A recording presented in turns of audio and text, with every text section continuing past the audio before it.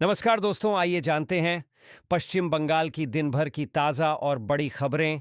Video को like कीजिए और अगर अभी तक आपने चैनल को सब्सक्राइब नहीं किया है तो जल्दी से सब्सक्राइब कर लीजिए। विद्यासागर विवि में बन रहा ईश्वर चंद्र का संग्रहालय, नई पीढ़ी को जानकारी देना लक्ष्य। विद्यासागर विश्वविद्यालय न केवल शिक्षा के क्षेत्र में बल्कि पर्यटन मानचित्र पर भी अपनी पहचान बनाने जा रहा है। महान समाज सुधारक ईश्वर चंद्र विद्यासागर के जीवन और उनके कार्यों को नई पीढ़ी के सामने लाने के लिए विश्वविद्यालय परिसर में विद्यासागर संग्रहालय का निर्माण किया जा रहा है। उम्मीद है कि यह पहल शोधकर्ताओं से लेकर आम दर्शकों तक सभी के लिए आकर्षक साबित होगी।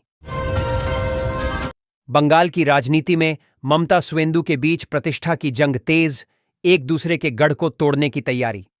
पश्चिम बंगाल की राजनीति में भवानीपुर और नंदीग्राम फिर से चर्चा में है। भाजपा नेता सुवेंदु अधिकारी भवानीपुर में ममता बनर्जी को घेरने की तैयारी कर रहे हैं और इसके लिए बूथ स्तरीय सर्वे करा रहे हैं। वहीं टीएमसी नंदीग्राम पर खास फोकस कर रही है, जहां 2021 में ममता को हार मिली थी। राजनीतिक जानकार इसे दोनों दलों के बीच प्रतिष्ठा की जंग मान रहे हैं। बंगाल में ठाकुरबाड़ी से दनादन बांटे जा रहे धार्मिक कार्ड एसआईआर से पहले मथुआ मुख्यालय से 2 लाख जारी। पश्चिम बंगाल की राजनीति में मथुआ समुदाय हमेशा सत्ता की कुंजी रहा है। इस समुदाय को लेकर अक्सर सियासी हलचल देखने को मिलती है। अब खबर है कि हाल के महीनों में मथुआ समुदाय के प्रमुख संगठन अखिल भारतीय मथुआ महासंघ ने बनगांव के ठाकुरनगर ठाकुरबाड़ी से करीब 2 लाख धार्मिक कार्ड जारी किए हैं। इनका मकसद मथुआ समुदाय के लोगों को नागरिकता संशोधन अधिनियम सीएए के तहत नागरिकता के लिए आवेदन में सहायता करना है। अब विश्व बांग्ला यूनिवर्सिटी में 30 अगस्त को होगी परीक्षा। संवाददाता, कोलकाता विश्व बांग्ला यूनिवर्सिटी WBU ने 28 अगस्त को होने वाली स्नातकोत्तर परीक्षा को स्थगित कर दिया है और अब यह परीक्षा 30 अगस्त को आयोजित की जाएगी। विश्वविद्यालय प्रशासन ने यह निर्णय छात्रों के अनुरोध और प्रशासनिक कारणों को ध्यान में रखते हुए लिया है, लेकिन इस कदम से शैक्षणिक स्वतंत्रता बनाम राजनीतिक प्रभाव को लेकर बहस एक बार फिर तेज हो गई है। चंदौली और बनारस को जोड़ेगा सिग्नेचर ब्रिज, जल्द जारी होने जा रहा है टेंडर। चंदौली और वाराणसी के बीच यातायात को सुगम बनाने के लिए गंगा नदी पर जल्द ही एक और पुल का निर्माण शुरू होने वाला है। रेलवे अधिकारियों के अनुसार मालवीय पुल से सिर्फ 50 मीटर की दूरी पर 1 किलोमीटर लंबा सिग्नेचर ब्रिज बनाया जाएगा। इस पुल का निर्माण सितंबर से शुरू होने की उम्मीद है और इसकी कुल लागत 2500 करोड़ रुपए होगी। इस परियोजना को 2028 तक पूरा करने का लक्ष्य रखा गया है। पश्चिम बंगाल एसएससी घोटाला, दीवार कूदकर भाग रहे थे टीएमसी विधायक, ईडी की टीम ने खेत में दौड़ाकर पकड़ा। नई दिल्ली, पश्चिम बंगाल के एसएससी असिस्टेंट टीचर भर्ती घोटाले में प्रवर्तन निदेशालय ईडी ने सोमवार को बड़ी कार्रवाई करते हुए मुर्शिदाबाद जिले की बुरवान विधानसभा सीट से टीएमसी विधायक जीवन कृष्ण साहा को गिरफ्तार कर लिया। गिरफ्तारी उस समय हुई जब ईडी की टीम उनके घर छापेमारी के लिए पहुंची और विधायक ने अचानक पहली मंजिल से कूदकर दीवार फांदकर भागने की कोशिश की। हालांकि ईडी अधिकारियों ने उन्हें मौके पर ही पकड़ लिया। कोलकाता के सार्वजनिक शौचालय देश में सर्वश्रेष्ठ।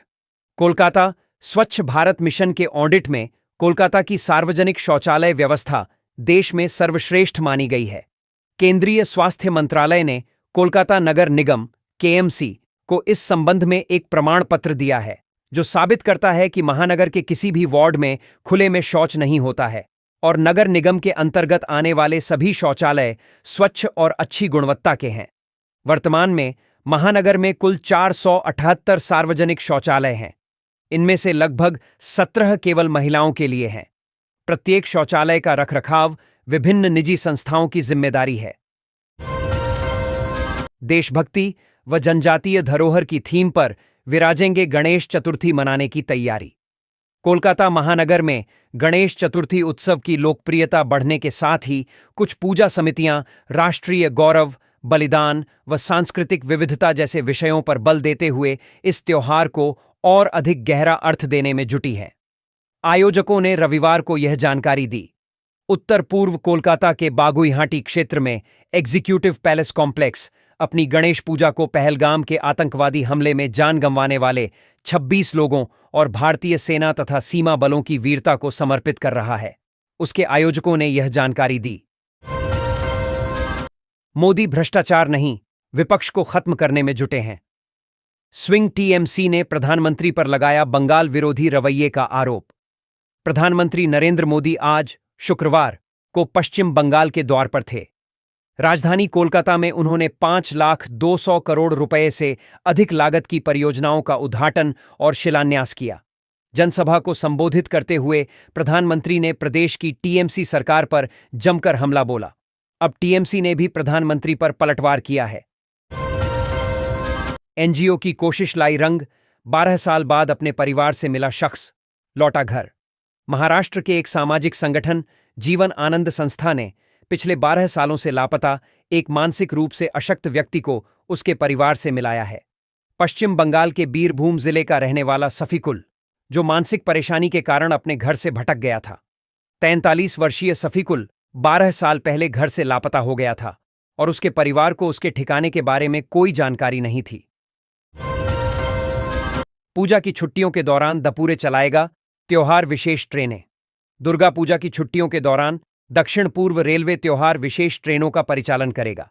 दपूरे द्वारा मिली जानकारी के अनुसार 0861108612 Santragachi Ajmer Santragachi special 060707060708 MGR Chennai central Santragachi MGR Chennai central special 60,055 से 60,056 को, पोदनूर बरौनी पोदनूर विशेष और 60,063 से 60,064 कोयंबटूर धनबाद कोयंबटूर विशेष ट्रेन चलाएगा।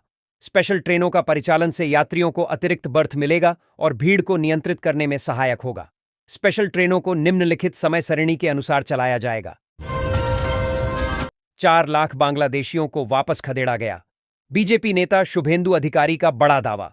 देश में वोट चोरी और घुसपैठियों के आरोप प्रत्यारोप के बीच पश्चिम बंगाल विधानसभा में नेता प्रतिपक्ष और बीजेपी के नेता शुभेंदु अधिकारी ने बड़ा दावा किया। उन्होंने दावा किया कि 4 लाख बांग्लादेशियों को वापस खदेड़ा गया है। शुभेंदु अधिकारी ने निशीथ प्रमाणिक की एक पुस्तक विमोचन समारोह में के दौरान ये बातें कहीं। हालांकि यह संख्या सामान्य नहीं है, बल्कि बहुत बड़ी है।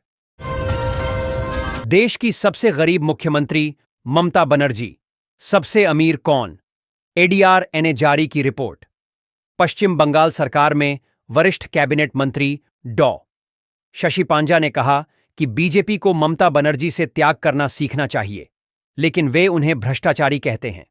उन्होंने देश को दिखाया है कि एक मुख्यमंत्री कैसा होना चाहिए। उन्होंने जनता के लिए सब कुछ त्याग दिया है। उनके पास न तो अपना घर है और न ही परिवार। खुशी की लहर। लड़कियों को हर साल मिलेगा 50,000 रुपये प्रगति स्कॉलरशिप। एआईसीटीई दे रहा मौका। लड़कियों के पढ़ाई के लिए अखिल भारतीय तकनीकी शिक्षा परिषद एआईसीटीई ने बड़ी खुशखबरी दी है। कमजोर वर्ग की लड़कियों के लिए बड़ा कदम उठाया गया है। जी हां, तकनीकी पढ़ाई करने वाली लड़कियों के लिए प्रगति स्कॉलरशिप स्कीम शुरू की गई है, जिसके लिए ऑनलाइन आवेदन फॉर्म भरने की प्रक्रिया शुरू कर दी गई है। प्रगति स्कॉलरशिप का मुख्य उद्देश्य लड़कियों को हायर एजुकेशन के लिए प्रोत्साहित करना है। जर्जर सड़कों की मरम्मत की मांग पर हस्ताक्षर अभियान। दुर्गापुर। इस्पात नगर के विभिन्न इलाकों की सड़कों की हालत जर्जर हो चुकी है, जिससे लोगों को परेशानी झेलनी पड़ रही है। रविवार को सड़क मरम्मत की मांग को लेकर तृणमूल कांग्रेस की ओर से हस्ताक्षर अभियान चलाया गया। अभियान का नेतृत्व पूर्व पार्षद पल्लव रंजन नाग ने किया। स्थानीय स्थिति और लोगों की दिक्कतें। पल्लव रंजन नाग ने बताया कि वार्ड नंबर 9 के अंतर्गत रामकृष्ण एवेन्यू और हर्षवर्धन एवेन्यू समेत स्टील टाउनशिप के कई इलाकों की सड़कें खराब हो चुकी हैं। सड़कों की बदहाली के कारण आए दिन दुर्घटनाएं हो रही हैं। मंत्री बेचाराम मन्ना ने किया कृषक बाजारों का दौरा। पुरुलिया। राज्य के कृषि विपणन विभाग के मंत्री बेचाराम मन्ना ने रविवार सुबह बलरामपुर कृषक बाजार का दौरा किया। इससे पहले शनिवार दोपहर उन्होंने बागमुंडी प्रखंड के सुईसा नेताजी किसान बाजार का भी निरीक्षण किया। दौरे के दौरान मंत्री ने स्थानीय व्यापारियों और किसानों से मुलाकात कर उनकी समस्याओं और सुविधाओं के बारे में जानकारी ली। किसानों और व्यापारियों ने बताया कि बाजारों में सबसे बड़ी समस्या आने जाने के लिए सही रास्ते की है।